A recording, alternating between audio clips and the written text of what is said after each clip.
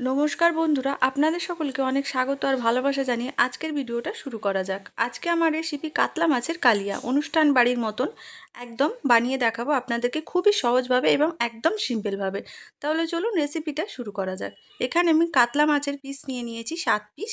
মাছগুলো ভালো করে ধুয়ে আঁশ ছাড়িয়ে পরিষ্কার করে নিয়েছি। এবার মাছে মাখিয়ে দেব নুন, হলুদ আর 1 চামচ সাদা তেল, আর একটু দিয়ে দেবো পাতিলেবু 1 টুকরো।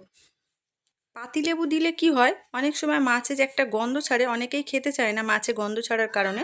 তাহলে দেখবেন এই পাতিলেবুর রসে কিন্তু একদম গন্ধ ছাড়ে না। সমস্ত কিছু খুব ভালো করে মাখিয়ে নিতে হবে। আর দিয়ে দিলাম 1 চামচ আদা রসুন বাটা। এই সমস্ত কিছু মাখিয়ে মাছটা আমি আধ ঘন্টার জন্য রেস্টে রেখে দেব। আধ ঘন্টা পর ফিরে এলাম। কড়া বসিয়ে দিয়েছি, কড়া গরম হয়ে গেছে। এবার মাছ ভাজার জন্য দিয়ে দিলাম সর্ষের তেল। তেল গরম হয়ে গেছে।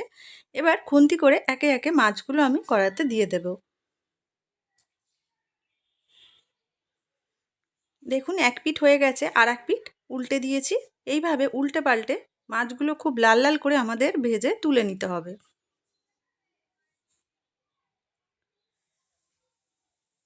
তো বাকি সমস্ত মাছগুলো আমি একেবারে ভেজে তুলে নিয়েছি, দেখতেই পাচ্ছেন। এবার ওই কড়াইতে দিয়ে দিলাম ফোড়নের জন্য 2টো তেজপাতা, একটা শুকনো লঙ্কা, কিছুটা পরিমাণে সাহা জিরে, আর দিয়ে দিলাম দারচিনি, এলাচ। কুচিয়ে রাখা মিডিয়াম সাইজের 2টো পেঁয়াজ আমি নিয়ে নিয়েছিলাম, দিয়ে দিলাম। পেঁয়াজটা খুব ভালো করে ভেজে নিতে হবে, যাতে করে পেঁয়াজের কাঁচা গন্ধটা চলে যায়। এবার দিয়ে দিলাম কালারের জন্য 1 চামচ চিনি, আর দিয়ে দেবো পেঁয়াজটা যাতে তাড়াতাড়ি গলে যায় 1 চামচ নুন।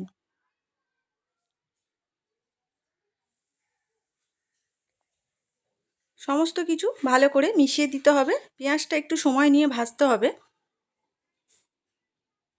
পেঁয়াজ ভাজা হয়ে গেছে। এবার দিয়ে দিলাম 4 চামচ পেঁয়াজ বাটা। এই রেসিপিতে পেঁয়াজ ভাজা এবং পেঁয়াজ বাটা দুটোই লাগবে।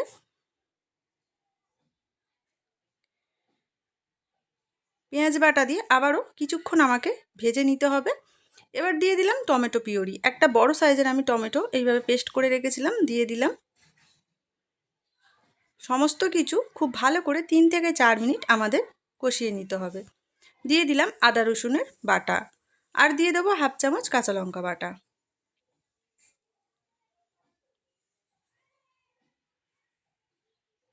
এবার দিয়ে দেবো ওপর থেকে কিছু গুঁড়ো মশলা। 1/2 চামচ জিরে গুঁড়ো, 1/2 চামচ ধনে গুঁড়ো, 1/2 চামচ দিয়ে দেবো হলুদ গুঁড়ো, আর দিয়ে দেবো 1 চামচ কাশ্মীরি লঙ্কার গুঁড়ো। আবারও সমস্ত কিছু একসাথে মিশিয়ে নিতে হবে।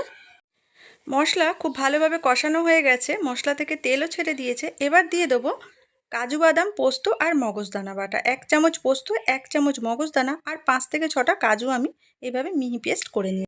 গ্যাসের ফ্লেমটা একদম মিডিয়ামে রেখে কাজু আর পোস্তর যতক্ষণ না কাঁচা গন্ধটা যাচ্ছে ততক্ষণ আমাদের কষিয়ে নিতে হবে। দেখতেই পাচ্ছেন, তাহলে মশলা একদম কষানো রেডি হয়ে গেছে। অল্প একটু জল দিয়ে আবার একটু ভালো করে নাড়াচাড়া করে আমি জল দিয়ে দেব।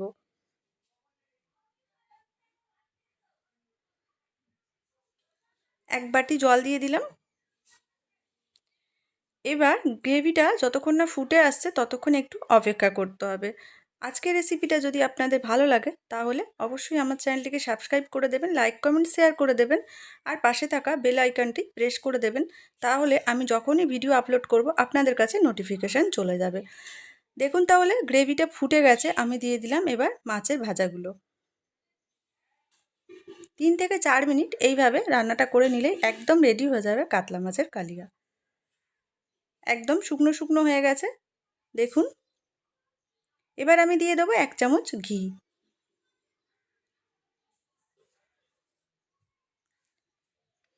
আপনারা গরম মশলাও দিতে পারেন, আমি এখানে গরম মশলা দিলাম না। এবার সমস্ত কিছু একসাথে মিশিয়ে নামিয়ে নিলেই রেডি হয়ে যাবে কাতলা মাছের কালিয়া।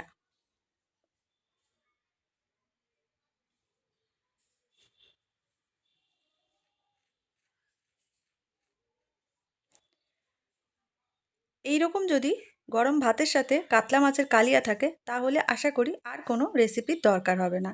আপনাদের যদি এই রেসিপিটা ভালো লাগে তাহলে বাড়িতে অবশ্যই বানাবেন আর আমাকে কমেন্টে জানাবেন রেসিপিটা কেমন হয়েছে।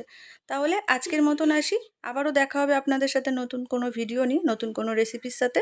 ততক্ষণ পর্যন্ত আপনারা খুব ভালো থাকবেন আর সুস্থ থাকবেন।